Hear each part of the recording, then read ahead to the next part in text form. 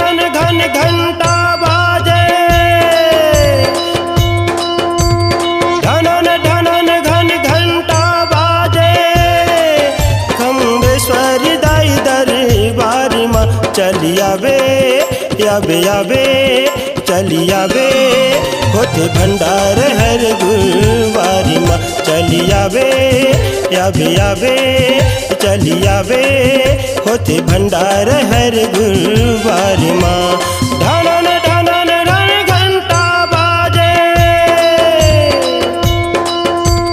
ढनन ढनन घन घंटा बाजे, खम्बेश्वर दाई दरबार माँ चली आवे आवे आवे चली आवे, होते भंडार हर गुरुवार माँ चली आवे आवे आवे चली आवे, होते भंडार हर गुरुवार माँ।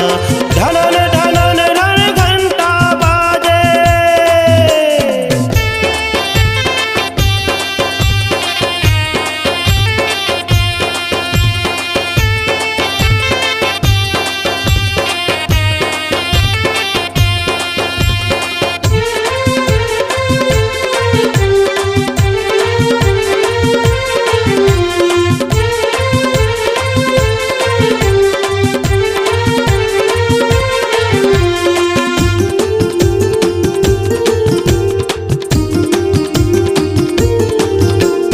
गोरई के तीर माँ मंदिर है, माता मोर बैठे अंदर है।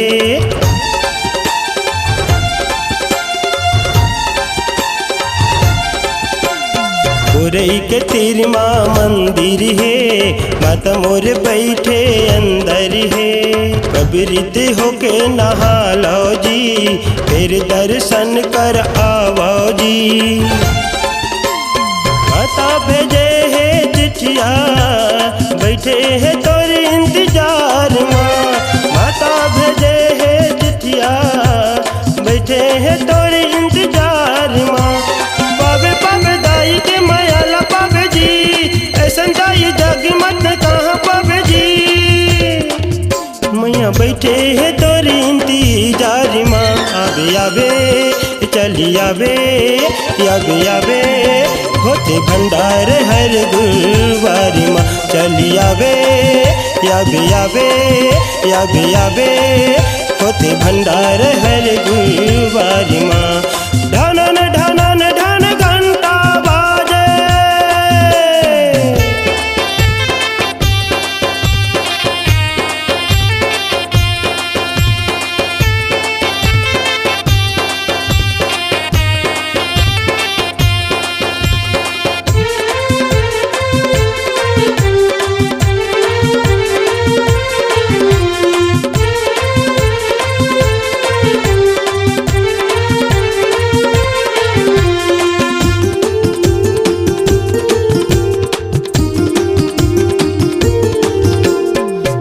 कर नरियर सुपारी ला, माथा टेक दाई के दुआरी ला।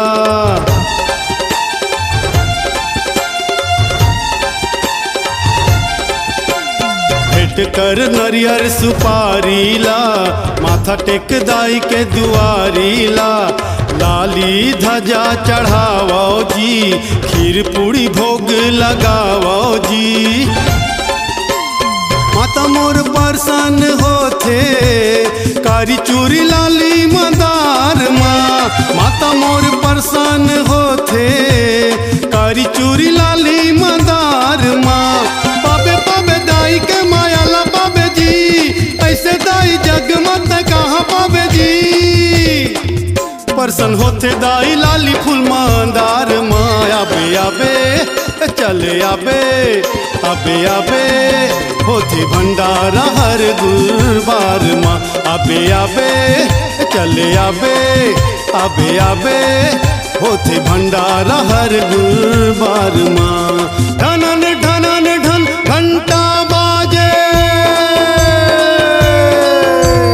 ढनन ढनन ढन घंटा बाजे, खम्बेश्वरी दाई दरबार माँ। आबे आबे चले आबे तहाँ आबे, होथे भंडारा हर गुरुवार माँ। आबे आबे चले आबे तहाँ आबे होथे भंडारा हर गुरुवार माँ। ढनन ढनन ढन घंटा बाजे, ढनन ढनन ढन घंटा बाजे, खम्बेश्वरी दाई दरबार माँ। आबे आबे चले आबे तहाँ आबे होथे भंडारा हर गुरुवार माँ। आबे आबे चले आबे तहाँ आबे होथे भंडारा हर गुरुवार माँ। आबे आबे चले आबे तहाँ आबे होथे भंडारा हर गुरुवार माँ। होथे भंडारा हर गुरुवार माँ। होथे भंडारा हर गुरुवार माँ। ढनन ढनन ढन घंटा बाजे। आपकी आवाज ही आपकी पहचान है। यदि आप अपनी आवाज को एक नया आयाम देना चाहते हैं तो चले आइए मल्टी ट्रैक डिजिटल रिकॉर्डिंग के लिए AVM audio video studio, Khamtarai, Raipur. Mobile number 9301523929 और 7869646201। यदि आप नए एवं पुराने गीत सुनना चाहते हैं तो avmgana.com में जाकर गाना फ्री डाउनलोड करें और YouTube चैनल में AVM गाना और KK कैसेट्स को सब्सक्राइब करें।